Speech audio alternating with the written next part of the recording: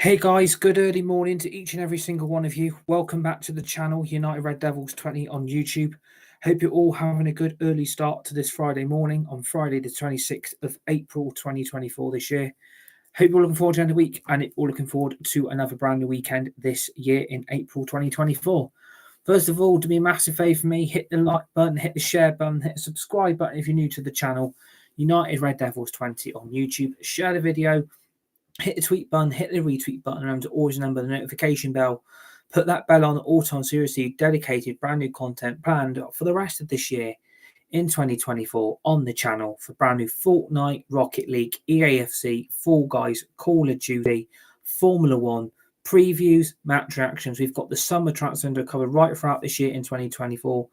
So please subscribe if you're new and welcome to the channel. And obviously stating, can we get back-to-back Premier League wins against the Premier League's current bottom two? It started with Sheffield United on Wednesday evening.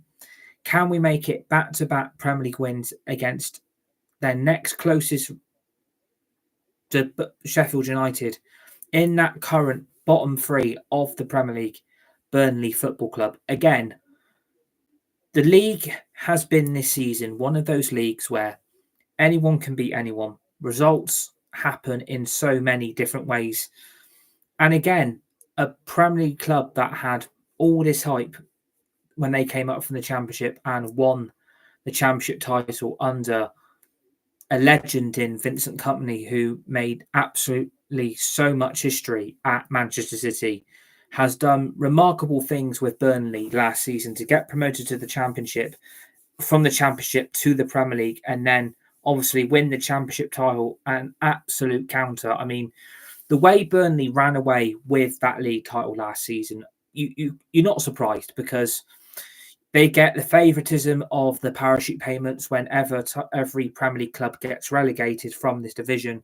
They get a 300 million parachute payments to obviously help that Championship club regain control of the Championship once again, which makes them clear and obvious favourites to come straight back up to the Premier League. And again, everyone expected that Burnley were going to do really, really well. I think a lot of people, not including myself, by the way, I thought Burnley were obviously going to be one of the main favourites to go straight back down to the Championship. I mean, they were one of my predicted three to go straight back down. And again, United are lucky that they've got back-to-back games against the two bottom three clubs in the league, because I think if it was any different and United were coming up against the top six, I do sorely believe that this could be a completely different story at Old Trafford on Saturday afternoon. So I'm quite glad that we are facing the league's two bottom clubs in these next two games. And obviously, again, Burnley have come up to the Premier League and have shown complete and lack of knowledge, any organisation. And I think all these people that hyped Burnley up that they were going to do really, really well, and that they were going to be a really, really big favourite to make Premier League history and get amongst the Europe's top six clubs in the Premier League currently, Burnley have been nothing more than a complete and utter joke. I mean, a Championship team that wins the league, that comes up from the Championship, you would have honestly expected them to start setting some standards. If you're league champions, would you not sorely believe that they would be able to adapt to Premier League football very, very quickly? Vincent Kompany, yes, is an all right manager if he's in a lower league than the Premier League. But when it comes for his Burnley team to be absolutely destroyed, annihilated, and absolutely outplayed in every sector on the pitch, and they're getting basically outplayed, they've been nothing more than another joke. I mean, they call this league the best league in the world. They call the Premier League the best league currently in the world of European football. I think the hype of calling the Premier League the best is massively exaggerated. It's been obvious from day one Manchester City were going to win the Premier League this season.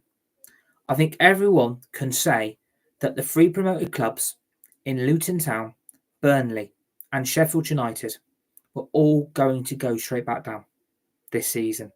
straight back to where they came from. And they call this the best league in the world. The officiating is horrendous. The lack of organisation and control from referees in the Premier League this season has been a disgrace. But it's the way these three promoted clubs have acted all season long. They don't learn their lesson. They don't learn the naivety about 8 games less than the Championship. And the problem is with these promoted clubs, they get all this money to come up to the Premier League and they think they can adjust very quickly. They think they'll be able to make a bit of an impression and maybe cause a few shock results along the way. These three bottom clubs currently in the Prem have been found out due to the lack of investment put into the team, a lack of quality, experienced Premier League players that have been in this league situation before. The clubs don't have those type of players. And the three promoted clubs, the naivety is down to the lack of understanding what it's going to take to be a Premier League club for a second season in a row.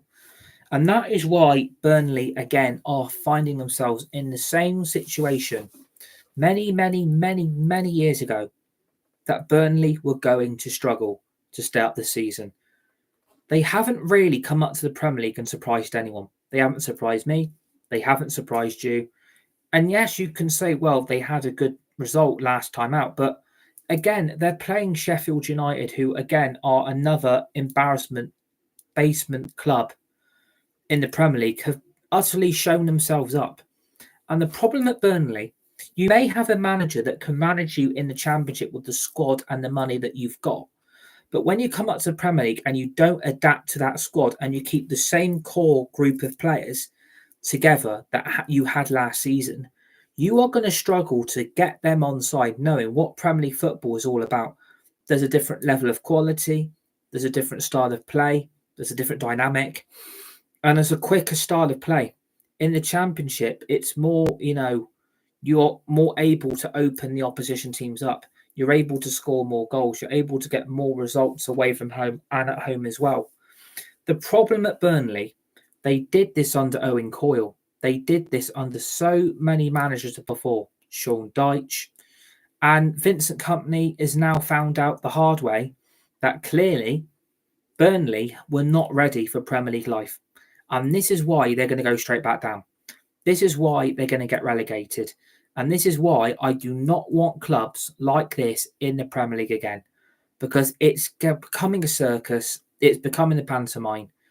And Burnley have got to realise, if you think you're coming to Old Trafford and getting a result on Saturday, I would count yourself very lucky that you're going to come to Old Trafford and do anything. You may beat Sheffield United, but that is the quality. You've got better players, better tactics, and better organisation compared to a Sheffield United team that had Paul Heckingbottom in charge, sacked him and brought back a manager in Chris Wilder, who was the manager before, got sacked by the club and brought Paul Heckingbottom in.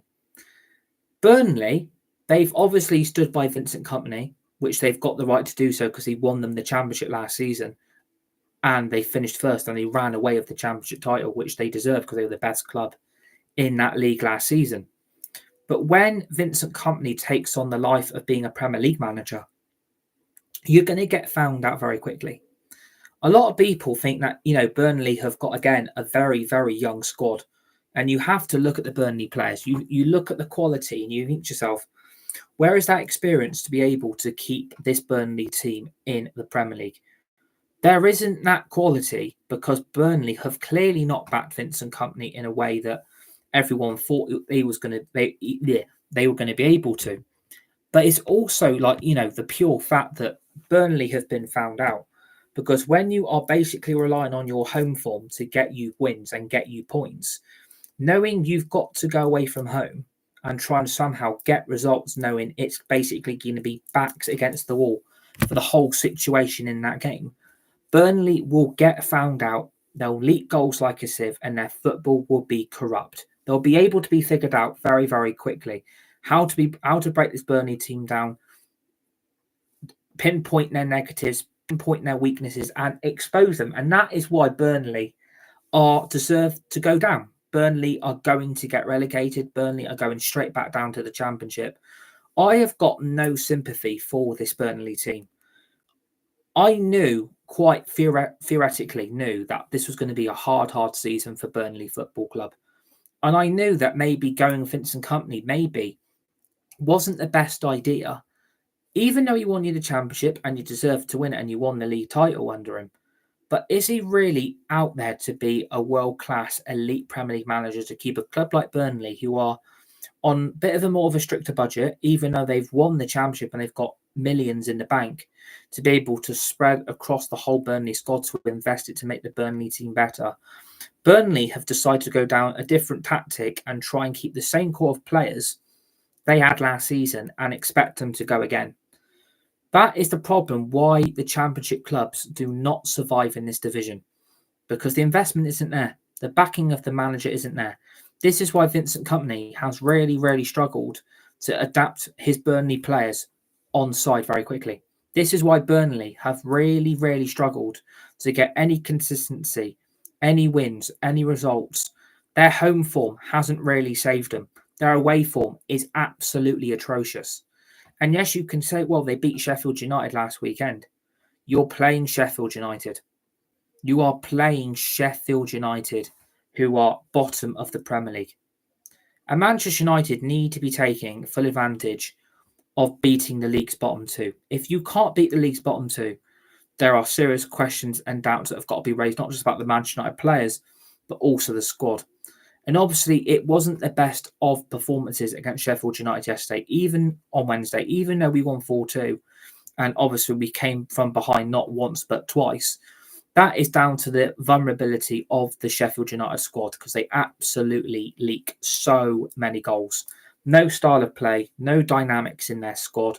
And when you bring back a manager that you sacked to bring Paul Heckingbottom into the club, and then you got rid of him to bring back your ex-manager, that is always going to cause a hell of a lot of problems. And this is why I think Burnley would have been better saying, do you know what? We've got back into the Premier League. Is Vincent Company really the manager we need to take us full throttle next season to keep us in the division? Quite clearly, the answer is no. Burnley were not prepared. Burnley were not ready. Clearly, maybe Vincent Company has got two hands tied behind his back. Maybe Burnley are restricted with what money they can and cannot spend. But at the end of the day, I would have expected these promoted teams to put a bit more of a fight up. Everybody says when these three promoted teams come up, they are always showing fight. I've not seen any sign of fight all season from any of these three promoted clubs. I've not seen it from Luton. I've not seen it from Sheffield United. And I've definitely not seen it from Burnley. It's been an absolute mess. Burnley were clearly massively not ready to go again in the Premier League. And clearly, keeping those set of players has massively backfired on Vincent Company's tenure as Burnley manager. I think if Burnley go down, which I think could seriously happen, I think Burnley could be in trouble again next season when they're back in the Championship. They could easily sack Vincent Company and bring in another manager, and half the squad they've currently got together now is going to have to go in the summer because of certain financial restrictions that the Championship currently has. And I think Burnley are massively there for the taking. But I look at this Burnley squad and it doesn't ring out of any quality. You mean you've got David Datro Fofana on loan Chelsea forward. I mean, what's he really done for Burnley since he made his loan move? He went out to play in Belgium, got brought back to the Premier League in the January transfer window, was sent on loan to Burnley. And I think for me, bringing in a striker that is playing for a corrupt club like Chelsea have got ways of screwing and cheating the Premier League system and sending young players that were brought for ridiculous amounts of stupid money, and then sending these players out on loan who they deep down know aren't good enough, and they're expecting to thrive. And clearly, again, that is why a player like David Fofana is at Burnley. I don't think Chelsea had any better move for the player. And I don't think really it's really worked at Burnley. Is he scoring goals every week for the club? Not really. Is he being able to get in the Burnley team every week? Not really.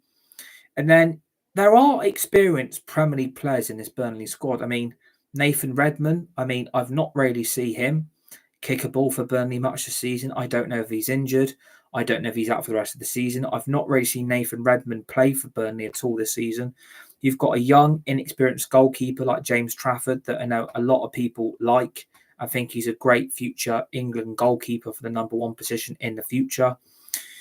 You've got players like, Sander Berg. I mean, that was a bit of a controversial signing in the first place for Burnley because obviously Sheffield United went up with Burnley last season, didn't they? They got promoted, they finished second, and Paul Heckingbottom honestly thought he would last very, very long as Sheffield United manager, and it clearly didn't work.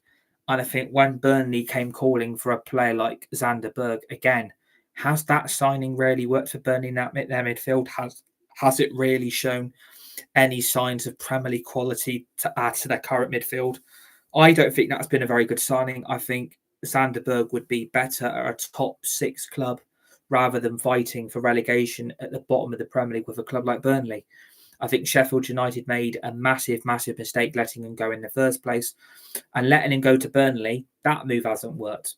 That clearly shows to me that move has really not worked. And it shows because Sheffield United's midfield seems to get changed quite a lot. Vincent Kompany seems to get to change his team quite a lot. There's a lack of understanding which his best 11 are, and there's a bit of a struggle there to understand what's his best options currently off the Burnley bench. So I think Sander Berg, I don't think that's been a good signing. I mean, we were looking at him at Manchester United when under the days of Ole Gunnar Solskjaer. We were looking at a player like Sander Berg to bring in and improve on midfield, and I think that might have helped us. But a club like Burnley, I think, have really, really ruined his career because it's not worked, is it? If we're all going to be really honest, has he really added that game and that dimension to that Burnley midfield? I don't really think it has. So again, I think that's a lack of Burnley recruitment backing Vincent Kompany.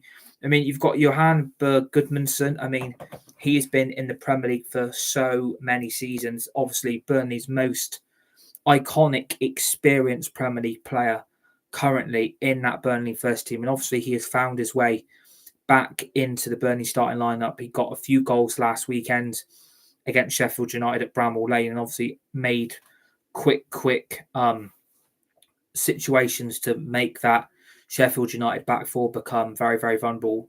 Burnley, theoretically, on paper, is really their best player. He's the man to go to.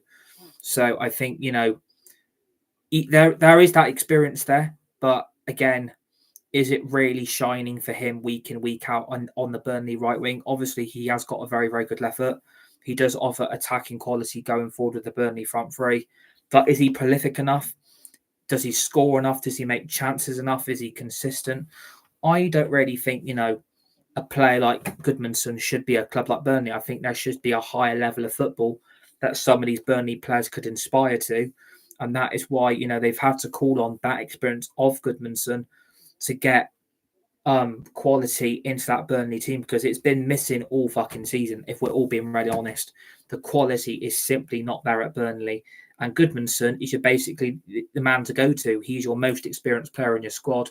He's got experience of playing in the Premier League for you for so many seasons. And I think now maybe it's starting to bite them on the bum a bit that he can't keep carrying the whole team around him. I mean, you've also got players like, to move on from Gudmundsson, you've got players like Josh Brownhill, ex-Bristol City midfielder, has done very, very well since he's been at Burnley, has adapted to Burnley's style of play very, very quickly, has been quite, the midfielder I expected Josh Brownhill to go.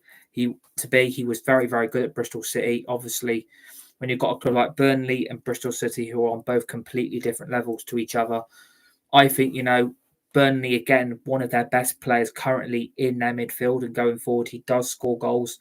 He does make that opportunity. He makes that midfield run properly. So, again, quite an experienced player, but again, is in and out of the team quite a lot.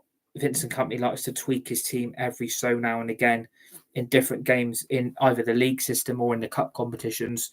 I don't think that Burnley team is very settled. So, again, Josh Brownhill is another player that he could be a threat, I suppose, and, make the midfield run better for Burnley against a top six club like Manchester United. But I think, the quality isn't there to do it week in, week out from a player like Josh Brownhill in my view. I mean, you've also got, again, Jay Rodriguez, who has been quite a prolific forward for Burnley for so many seasons.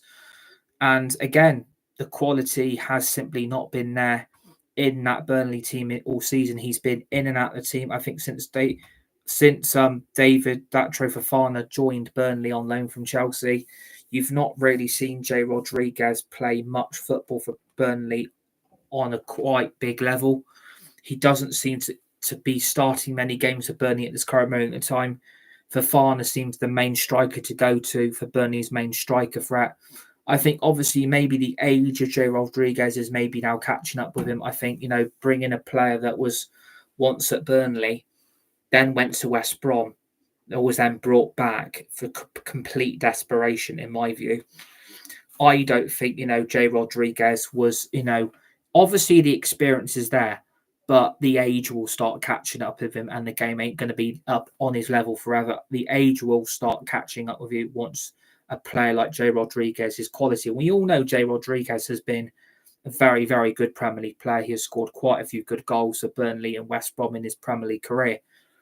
But at the moment, he's very in and out that Burnley lineup. He's mainly coming off the bench as an option in the second half.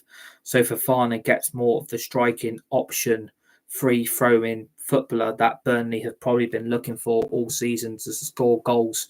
But again, I think a player like Jay Rodriguez should be getting in the Burnley team. I think, Fofana, you can say that, he's getting experience being a Premier League football, but you've come from Chelsea where you've not kicked a fucking ball yet, and you've gone to Burnley and it's not really worked, is it? I feel sorry for young players that get shifted out from these top Premier League clubs and then their careers are absolutely shattered in a moment of minutes because they're being sent to clubs that simply aren't bloody good enough.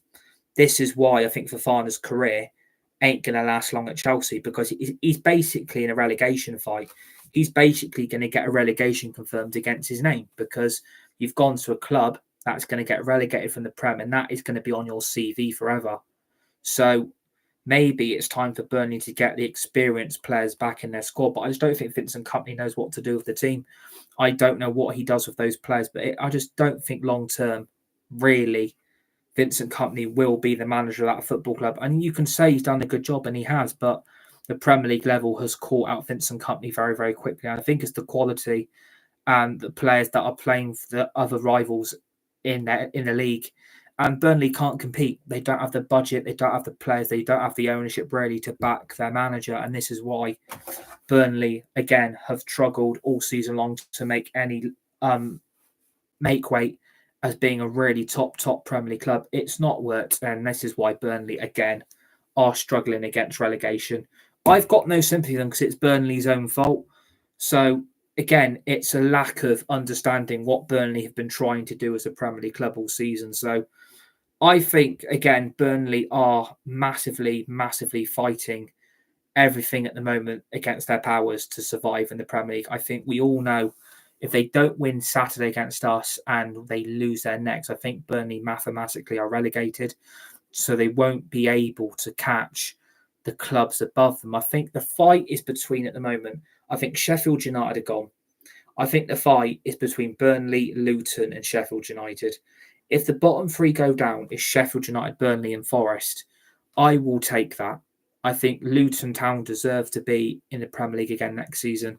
And I'm hoping they do stay up. They've got winnable games, and hoping Luton Town will pick up some vital results in the next few games to keep them up in the Premier League. So I don't want Luton going down, because I would feel for them. And I would actually fear next season, because they've also got experienced players at Luton Town currently that would need to be let go due to the wage budget restrictions in the Championship. So again, if Forest go with Burnley and Sheffield United, I think everyone would be satisfied that that's probably the best outcome for the Premier League for next season. And again, you look at the rest of the Burnley squad. I mean, Dara O'Shea, a defender that was brought in through West Brom in the summer. Has that really worked? Obviously, he has been out with a few injuries in his career. I think, it's not really been that brilliant for a young player like Dara O'Shea to be able to play for a club like Burnley. It's not really worked that much. And he's been in and out that Burnley back four. And the problem with the Burnley back four is that they concede way too many goals. The spaces and the gaps that back four leave cause so many problems for their defensive work.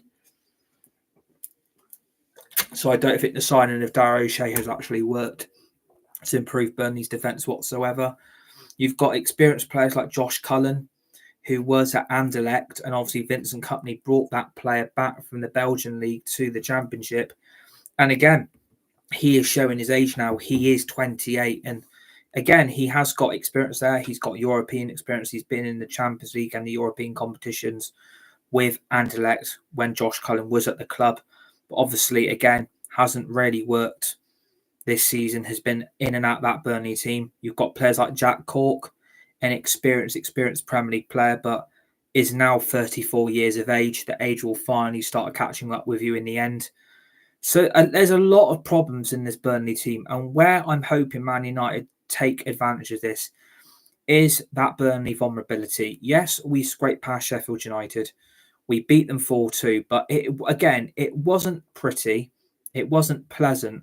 But in the end, we got over the line. And I think if the way we can play and expose the gaps in that Burnley midfield and the space that they leave massively wide open to let the opposition onto them, I think United could be in for a very, very hefty scoreline in their favour. I think if United can turn up and play some of the football that we did see yesterday, on Wednesday, not Thursday, we saw on Wednesday, I think Man United could do a job over Burnley.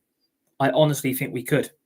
Obviously, we only won 4-2. We went 1-0 down. We went behind twice. We got back to level terms, went behind again, equalised, went in front, found the fourth goal and finished that Sheffield United team off.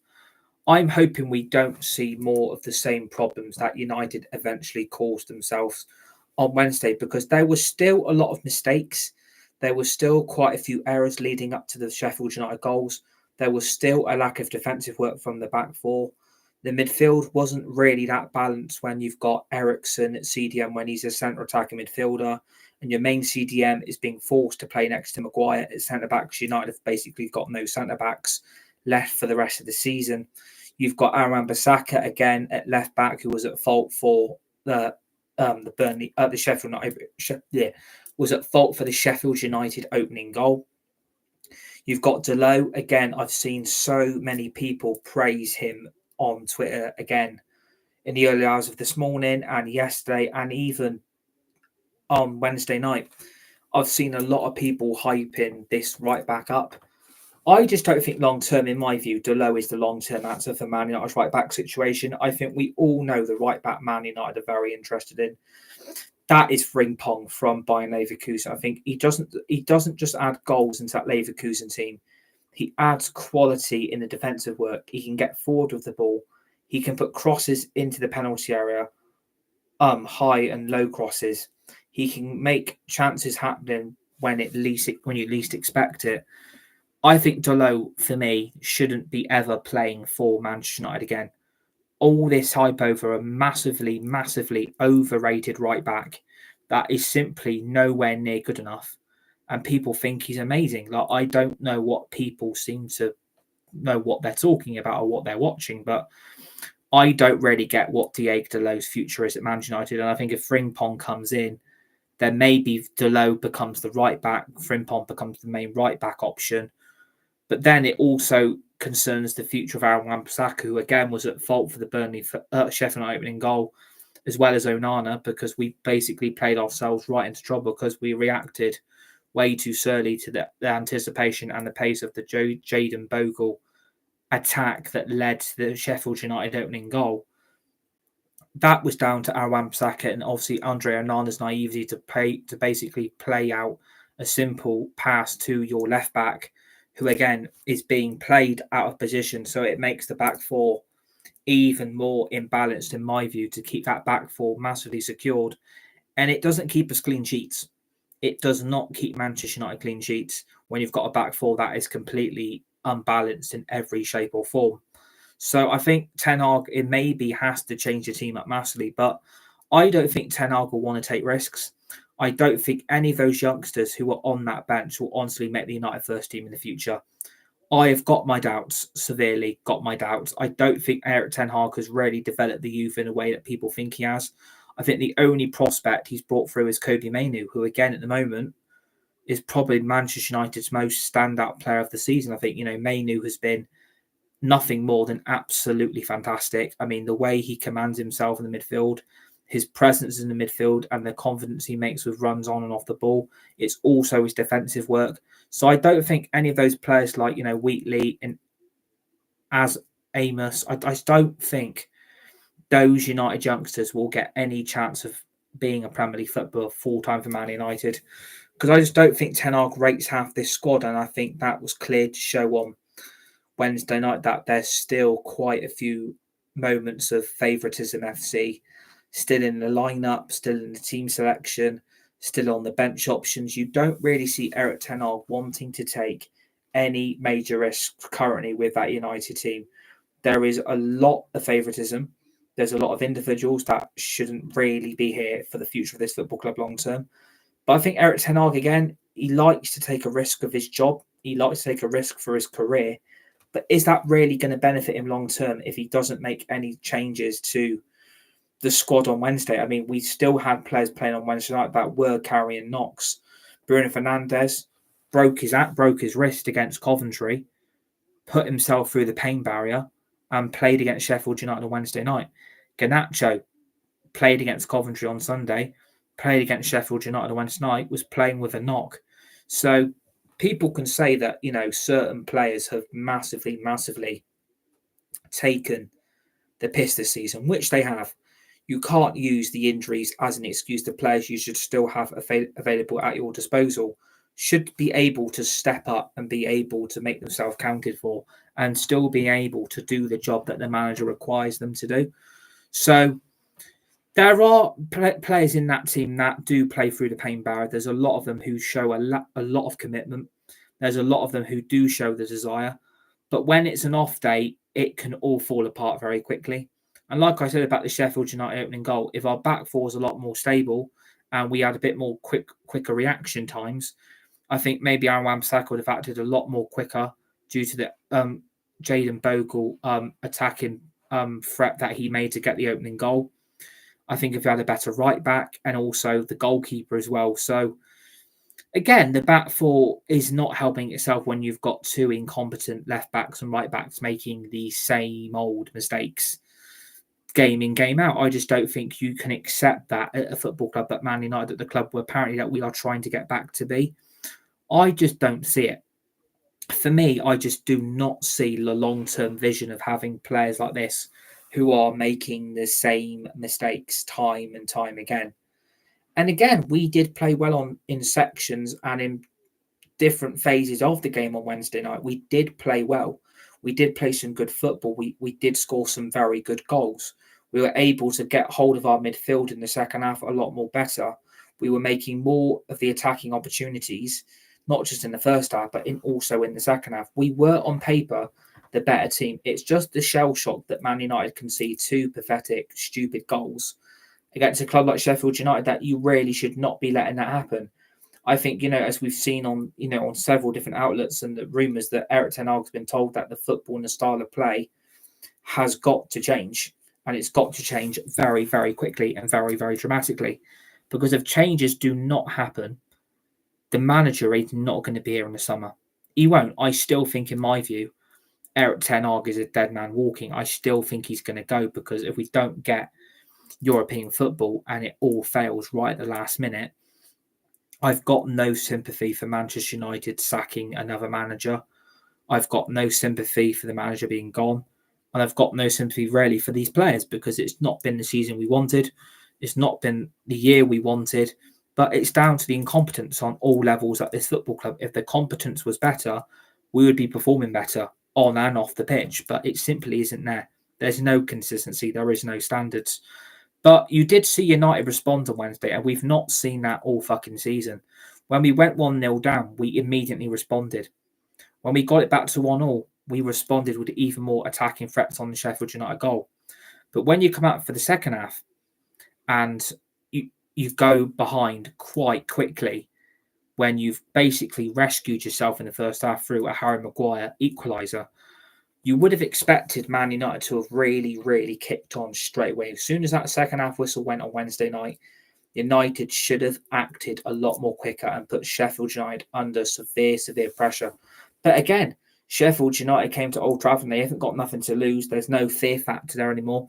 Sheffield United know if they can score one, maybe they can score again. And obviously, letting the goal in that they conceded, again, was not just down to the goalkeeping error.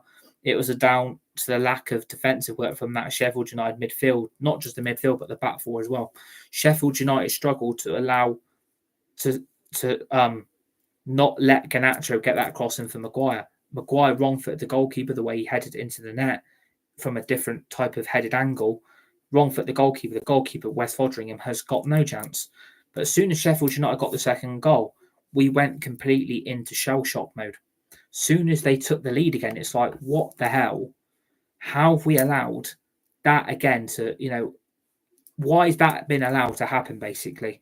That should not be happening at Manchester United, a club that are trying to, make more clean sheets, make the defense's job a lot more satisfying for the game.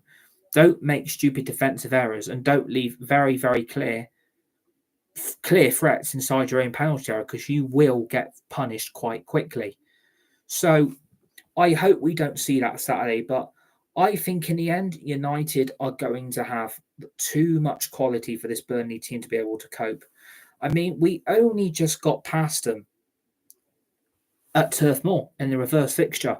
We only just got past them, and it was only just, and I think it was a beautiful cross from assist from Johnny Evans, and Bruno hit it on the volley the first time and absolutely smashed it in to the Burnley bottom right-hand corner, and it was an absolutely stunning, stunning goal to get Manchester United that 3 vital away points at Turf Moor. So again, we could complete another double over one of the over the bottom 3 clubs. I think that would be the first time we've done that in so many seasons that we've not done the double over them. And I think we will do the double. I think, Burnley are quite clearly there for the taking. And I think, without certain players in that team, did Man United fan supporters think we played a lot better? In my view, without certain players in that lineup, did Man United perform a lot better? And I've been saying this all season long. There are certain individuals in that team we are so much better off without. We don't need Anthony. We don't need McTominay. We don't need Rashford. We don't need Mount. We don't need Ericsson. We don't need Maguire or Dalot or Wan-Bissaka or Onana. We are so much better with that half-back team at this football club. We play so much more attacking football and it's free-flowing. We create more opportunities for us to convert and we play much better as a team. I've not seen a team performance like that on Wednesday evening in weeks. I've not seen Man United create that many opportunities. The last game I saw, I think it was the Chelsea game at Old Trafford, and we only just scraped past them 2-1. We only just scraped past them. And we absolutely battered Chelsea that night. I mean, the amount of opportunities that we created against that B-Tech manager in Pochettino at Chelsea Football Club, we battered them at Old Trafford. But again, when we got that lead, we then conceded and then we won the game to get us in front to claim all three points. And I think it was Scott McTominay again once at the double for the 2 goals to make United clinch that 3 points at Old Trafford in the reverse fixture. So again, United still concede a lot of goals. But I've noticed over the last few games when certain individuals are nowhere near this team, United look so much better. And maybe that will help Eric Ten Hag keep his job. If Eric Ten Hag has absolutely got the guts and the balls and the charisma to drop certain individuals out of this team and keep them out that team, maybe Ten Hag will keep hold of his job. Maybe Eric Ten Hag is going to realise, do you know what? I need to start listening to the fans. I need to start listening to supporters. And I need to start reacting to the criticism that I am getting as Manchester United's manager. Because if he's not prepared to listen, then things will gradually just get worse and worse and worse and worse. And now, all of a sudden, you go on Wednesday night, you've got no Rashford, you've got no back four really, you've got a lack of midfield options, you've not really got an attack in front of the bench except Amad Diallo. You don't really have the options to be able to change that team much. And again, that's the problem I fear, because so many of these players are having to play so much football and so much Premier League football at the moment. I mean, I'm glad we're out of everything now, because it comes to realise that we are trying to sorely focus on turning this Premier League season around. So I think maybe a corner is turned. Like, I'm not hyping the Sheffield United win up. I'm not trying to get over myself and exaggerate, but maybe we've turned a corner. Maybe things are going to start looking up, because if Ten Hag did read them the riot act on Sunday evening after that, quite lucky win against Coventry City in the FA Cup semi-final at Wembley. If he read the riot act, then maybe we are going to start turning a corner. I'm not sure I'm going to be right by that, but I saw these players fight, and I've not seen that for so many weeks. I've not seen these players respond well when they've gone goal down. I've seen a team give up. I've seen the team wave the white flag. I've seen this team absolutely thrown the towel in. And all of a sudden on Wednesday night, I saw a team that looked hungry to return that game around. I saw a team of players that were actually want being able to play as a team, because certain individuals are not in that team. And it does make us a lot better. And I think, you know what, now, this could turn out to be a blessing in disguise, that maybe without certain players available to Erik ten Hag at this moment in time, maybe things are going to start looking up. And if you can beat both these relegation-threatened B-Tech teams in the bottom three of the Premier League currently, then clearly the long-term future is build a younger, hungrier team that's got more, youthfulness about it, and that team will get you results on the pitch. And obviously, you're still going to have to add the experienced ones to get the most, inexperienced ones on the same level as them to improve their game. But maybe this is the tactic we need to go under. Get rid of all these overrated, aging, finished players, get them out of the club, and build a more youthful team going forward that are going to create more problems for our opposition going forward in the future. Like, I'm hoping that we do keep the same team from Wednesday. I think at the moment, on paper, that is probably Manchester United's strongest team by an absolute mile. At this current moment in time, the team of Onana, Maguire, Casemiro, Wan-Bissaka, Dalot, Eriksen, Mainu, Fernandes, Højlund, Garnacho, and at the moment, I'm not going to say Anthony, because that ship is sailing quite quick now. Apparently, we are going to cut our losses on him in the summer. I think it's time now for Amad Diallo. I honestly do want this guy on our right wing in the future. We paid all that money for him when we brought him in, when we were meant to be getting Sancho in the summer of the Solskjaer days. And we went for Amad Diallo, and we went for Pellistri. Clearly, Pellistri ain't worked. Sancho ain't worked. Rashford is finished. Anthony is a flop. And the only really attacking youthful player they've got off that bench currently is Amad Diallo. And Erik ten Hag has gone about, he's going to get his chance. He's going to get his chance. He's going to get his chance. But there's only so much time a player is going to hold on for until he thinks, oh, do you know what? I can't keep waiting for my opportunity to play for this club. I need to get myself out of the club, or I need to start playing on a more consistent basis, because I felt sorry for Amad. I think it's the time for Amad Diallo to really show up who he is. I want Amad Diallo in that team on Saturday, because soon as we lose a game, and we're losing, did anyone notice, as soon as the substitution of Anthony was made for Amad, and Amad came on, did anyone notice the massive, massive difference that made in that second half? When we were losing, we went 2-1 down. Amad Diallo comes on, and the immediate difference is absolutely so recognisable to the naked eye. Amad Diallo has got that quality in. He's got the skills, he's got the goals, and he's got the passion to be able to make that right wing his own. And that is what I want to see from Ten Hag. I want to see Ten Hag realise that, you know what? signing Anthony was a mistake. It's been an absolute joke of a signing. He's been a flop, and it clearly ain't worked. I want to see Amad Diallo in that team. That, for me, is the only change I want on Saturday. Keep most of the team that played for you on Wednesday night, but make one or two little tweaks here and there, and I think that will be absolutely fine for the Burnley game. Make a few little changes now, here and there.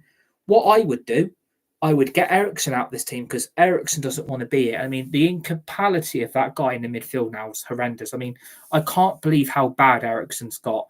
I mean, I was a massive fan when we got him last season. I absolutely loved when we got Ericsson. He's one of my favourite players.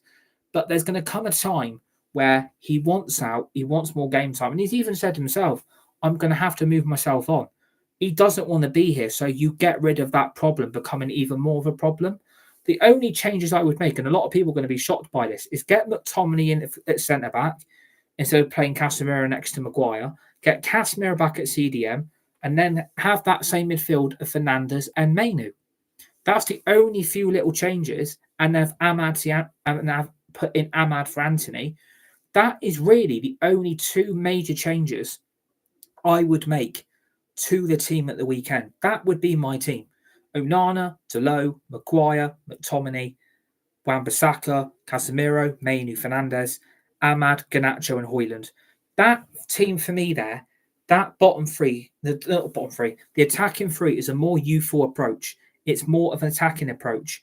If Anthony ain't doing it, Amad has got to be given that chance now. And if he can do it on Saturday, Amad will hit the limelight at Manchester United. He will get you the results. He will get you the goals. He will show why he should be representing Man United on a full-time basis. This is what has been missing in his midfield on that right wing for years. We thought it was sorted under Sancho. We thought it was Pellistri. We thought it was Anthony. We have got to realise now Amad Diallo is the future of the right winger.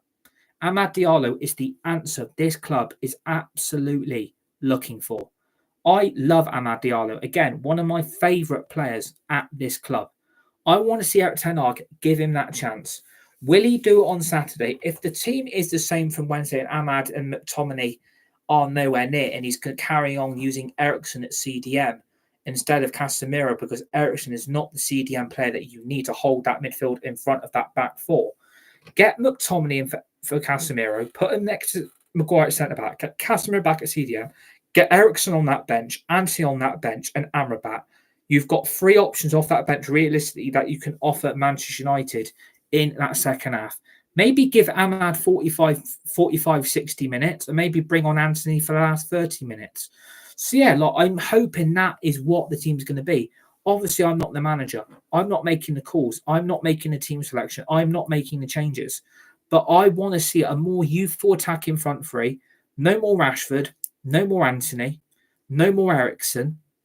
Get Casemiro back at CDM. Put McTominay next to Maguire. And obviously get a proper right back, a left back, a goalkeeper. And you know what? Man United will be okay.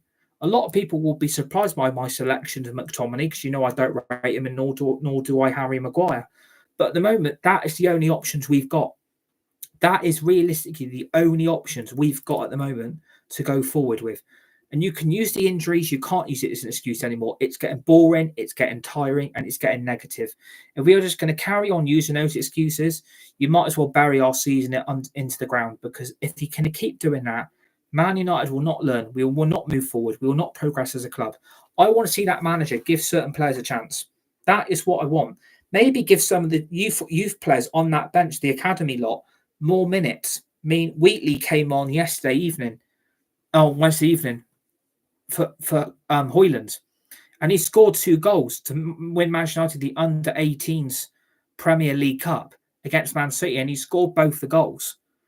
Again, I want to see more of him because I think maybe, again, if Rashford leaves, is Wheatley the answer? And is Wheatley really ready for Man United's production and development full time? If we can get that guy in our first team, you could move Rashford on. Pellistri, Sancho, Anthony, you won't need them because you will have options in the future to be able to build a more youthful team that is going to be able to make Manchester United a lot more a success on the pitch. I think United are going to be in for a good weekend. If we can get back-to-back wins against the Premier League's bottom 2, We are in a lot better shape than we were 5 games ago. That is one to see. I want the consistency brought back. I want to see Ahmad given his chance.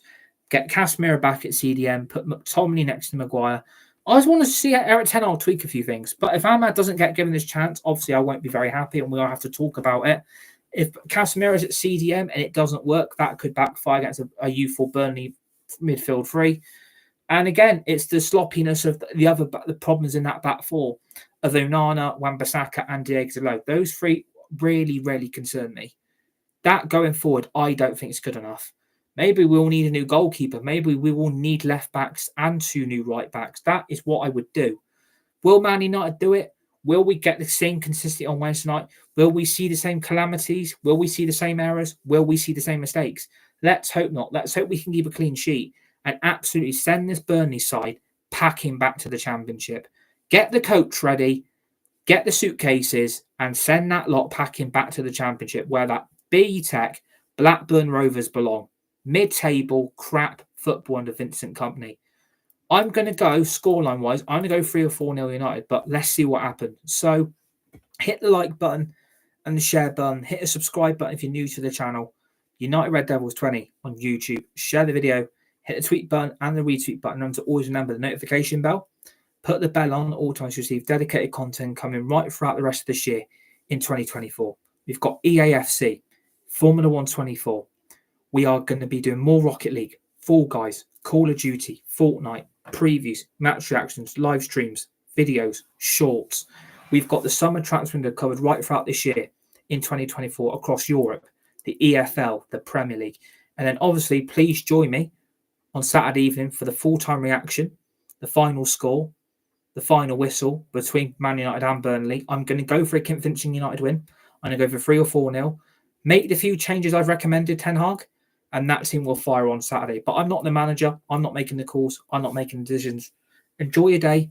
Enjoy your week. Enjoy your weekend. Stay safe, be nice, and be kind to each other. You're all legends. You're all legendary. And I'll see you on the next one.